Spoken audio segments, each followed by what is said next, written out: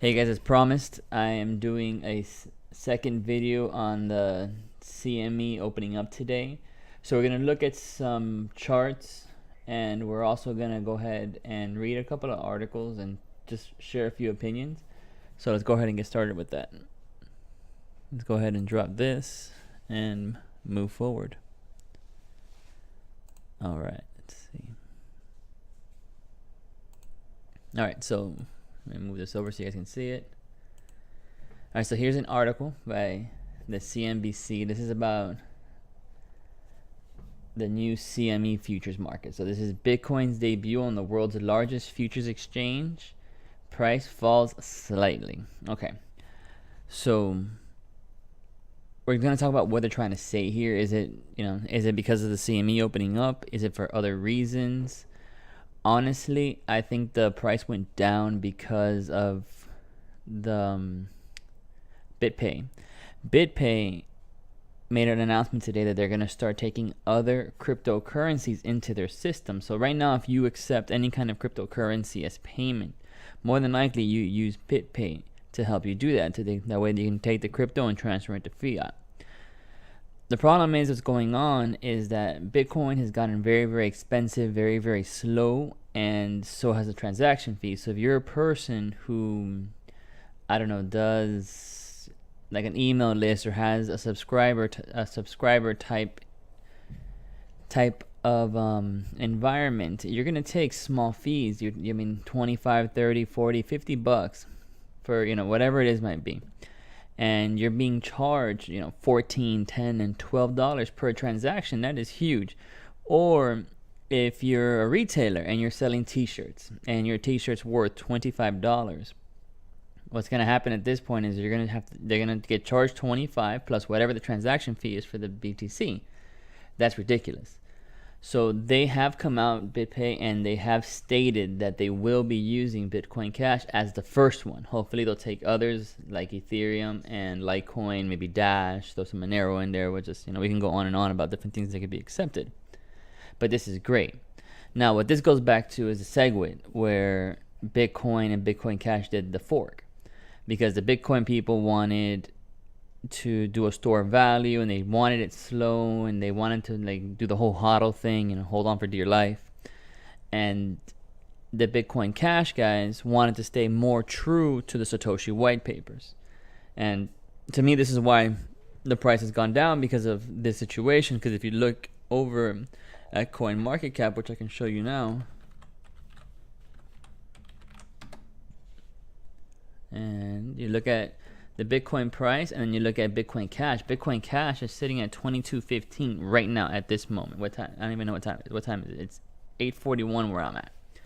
So that is the price. That's actually gone up 21%, while Bitcoin only went up 6%. Now, you have to take into account the larger the price, the discrepancies in percentages will be a lot less. So you can go up $1,000 in Bitcoin, and it's going to show a smaller percentage than it would if you went up $1,000 and Bitcoin Cash is worth $2,000. So you got to take that into account, but still it's a big move.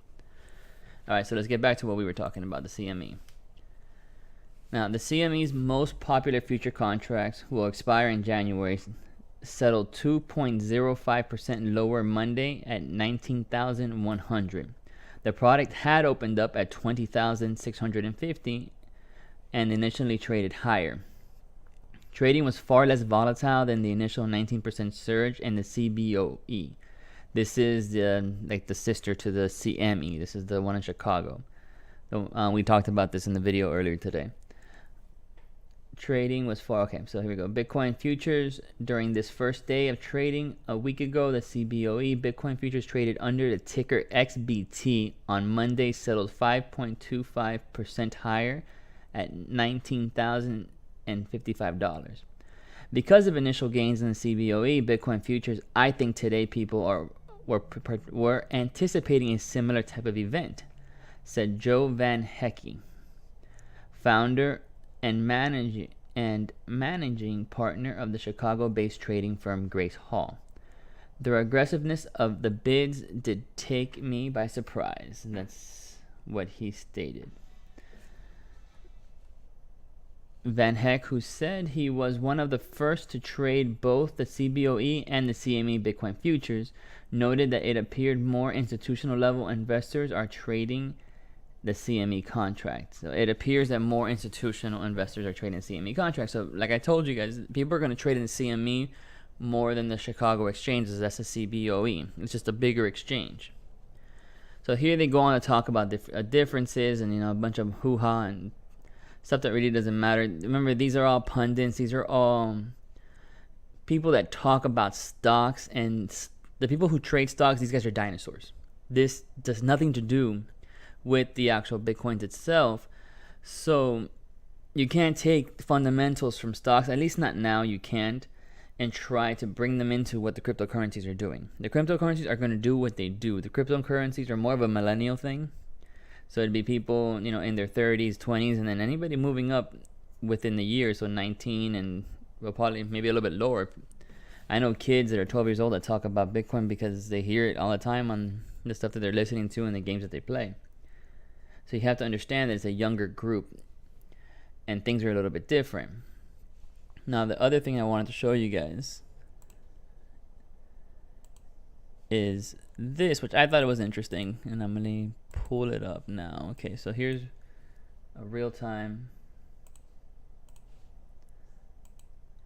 This is from the actual CME group. So this is real-time, what they're referencing, and the real-time index. So this is actual trading volume. Now, the one thing I did notice what they talked about, what they're doing here. So look, the CBRR aggregates the trade flow of major Bitcoin spot exchanges during a specific calculation window into a once-a-day reference rate of the US dollar price of Bitcoin. Calculation rules are geared toward a maximum of transparency and real-time replicability in underlying spot markets. All right, this is from this is CME Group and the Crypto Facility LDT. So what they're trying to say is that once a day on a 24-hour-a-day market, they're going to take a spot price, and this is using certain exchanges. They talk about the certain exchanges they use. So they use Kraken and some other ones, which we'll talk about now when we get down. So then you have, that's the BRR. So then you have the CME BRTI, and the BRT aggregates global demand to buy and sell Bitcoin into a consolidated order book and reflects the fair instantaneous US dollar price of Bitcoin. It is geared toward low latency and timeless, and it is based entirely on forward-looking input data. So this is them trying to take in that 24-hour-a-day nonsense that happens during the Bitcoin and trying to break it down into a small trading window. Like I stated, this is not going to work. Now, this is the stuff that I want you guys to see. I want you guys to notice something. So you have Bitstamp, the GDAX, you have Genesis Global Trading, you have ItBit, and Kraken. And these are the guys that they're using for the exchanges. They have some interesting comments talking about, how this is going to be great for Bitcoin and it's going to help, and it's an exciting initiative. Okay, here, look, let's do Kraken. This is an exciting initiative and brings the asset class to new levels. As a market-leading digital asset exchange, Kraken is proud to contribute to the reference rate. All right, so this is Kraken saying that they're a leading exchange, yet Kraken is also the exchange that's had the most issues as soon as they started getting high volumes of people, with the exchanges dropping, them having to shut down the exchange and fix things. Supposedly they're getting it fixed, and they're going to have it fixed, so we'll see. But I wouldn't call myself a leading exchange if I don't have my stuff together. So then we're going to move to, let's see, GDAX. So GDAX is proud to provide the CME with price data on their newest index. As the largest US-based Bitcoin exchange, GDAX believes this is an important step in developing the future financial product. But developing the product for who? The idea, we got into this, well, at least I got into this because I'm anti-bank. I don't believe in the banks. I don't believe in their fractional reserve lending, and I want to get out of it. Why would this be a good thing to bring the cryptocurrencies into an environment where the banks can play? Because in reality, these guys print money so they can outbid and they can outgame us all. I don't think they'll be able to, but this is what they're attempting to do. And the bad thing about letting them get involved to play is that since they can print money, they can go ahead and play this game all they want, because there is a saying that the markets can stay unreliable longer than you can stay solvent. So basically, the market can do all kinds of crazy stuff and go up and go down and go up and go down a hell of a lot longer than you can stay solvent in the essence of being able to keep your money in it and continue playing the game. So from here, this is what we got. This is the conclusion. Sorry about that, guys. So this is the conclusion of my rant. Let's go to crypto market cap. So these guys started and they were showing you a market cap of 18,000. They kind of played with it and there was a drop. In the end, it is still sitting at 19,000. So day one of the CME, and they've done diddly to control the price, which is awesome. Now I'm going to keep you guys updated as the days go by. It won't be a day-to-day thing, but every couple of days I'll get back on and we'll talk about what the CME is up to. And thank you all for tuning in. Make sure to like, make sure to subscribe, make sure to push that dislike button if you're not into it, and leave some comments, and I'll see y'all later.